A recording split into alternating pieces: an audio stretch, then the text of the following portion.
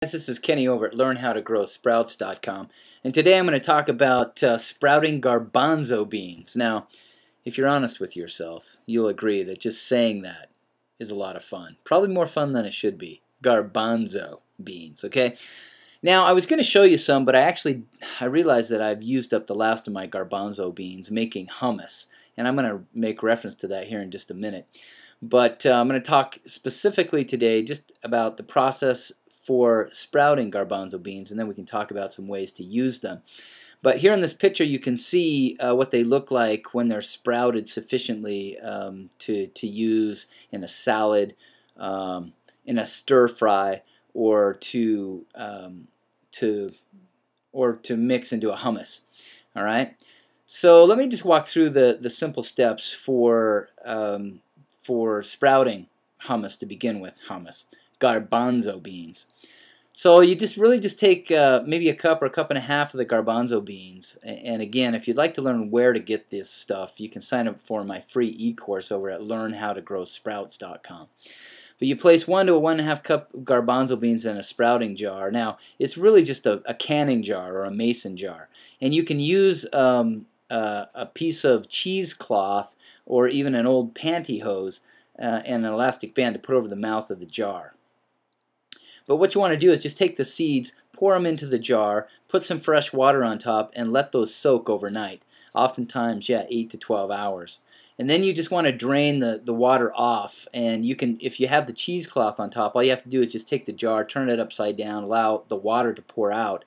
And then you can take the cheesecloth off 2 or 3 times a day and just rinse the beans. And then put the cheesecloth back on and let it just kind of set it upside down, kind of at an angle or on its side. If you have a dish rack, you can set it kind of at an angle in a dish rack and allow all that to drain off. All right, and you just want to rinse them maybe 3 or 4 times. Well, depending on your climate and such, I find that 3 times a day is sufficient.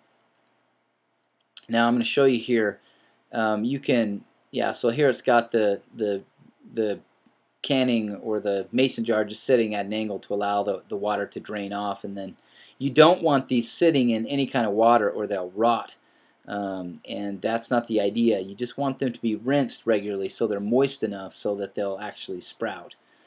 And that's pretty much it. You just do it 3 to 4 times a day, and then at the end of the whole deal, they'll start to grow these little white tails, and maybe you can see that in the picture here where it's maybe 1/8 of an inch long, and then you know that you're there. And it really only, and here it says, okay, 1/4 to 1/8 of an inch. And it takes just one full 24-hour period or 48-hour periods after that first soaking to yield a sprouted garbanzo bean. Okay, garbanzo. Now, one of the things that you can do, and I'm going to show this to you, you can easily make hummus. Now, once you've soaked it and allowed it to sprout and get just that little maybe 1/4 inch long white tail on it, then you can take these ingredients, mix them together. I like to do it in a food processor. You can also do it, I've done it successfully in a Vitamix if you have one of those, or a Blendtec.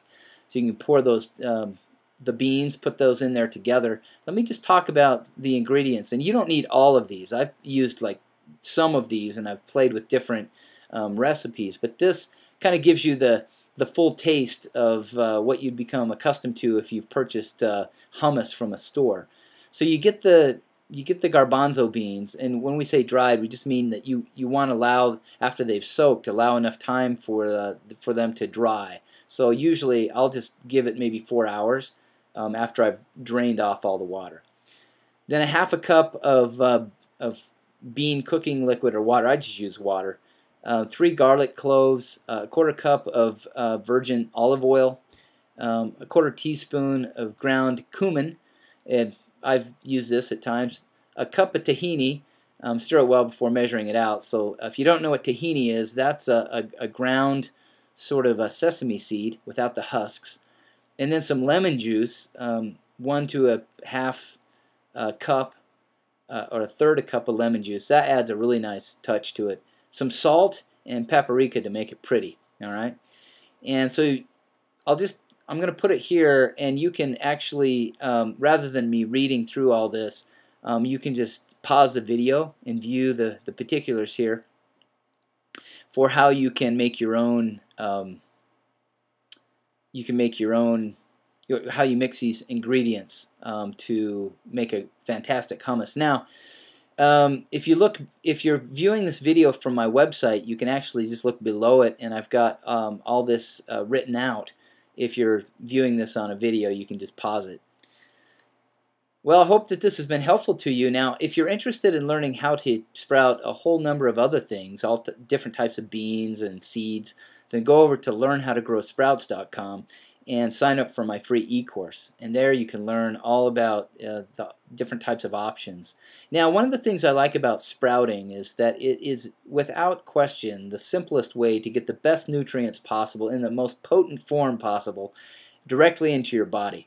Now, many people spend tens of thousands of dollars on prescription drugs and on supplements, and the interesting thing is that really none of that is necessary if you maintain yourself, maintain a regular balanced diet, and sprout your own sprouts. You know, our Creator made all that's necessary for us to maintain perfect health through our days by eating of the common and simple foods that are provided us. So you don't need some rare berry on the northern facing side of the Himalaya ground up and put into some expensive drink that you pay an auto ship for every month to be healthy.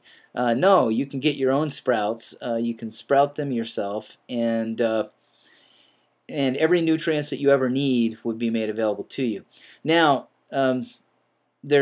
there are other videos where I talk about the cancer-fighting agents of sulforaphane that is readily found in broccoli sprouts. So just another example of many, many valuable ways that you can maintain your health eating sprouts. So learn more about it. Go over to learnhowtogrowsprouts.com, and I'll see you there.